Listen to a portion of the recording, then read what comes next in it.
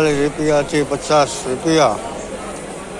વાર શનિવાર 24 તારીખ, શનિવાર 24 તારીખ 40થી 50 રૂપિયા અમારા રામભાઈના ઓલે મળશે. 40થી 50 રૂપિયામાં લીંબુ અહીંયા મળશે.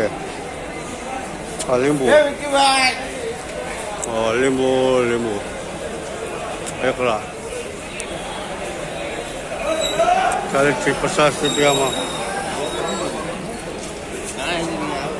આ 5-7 કટરના છે.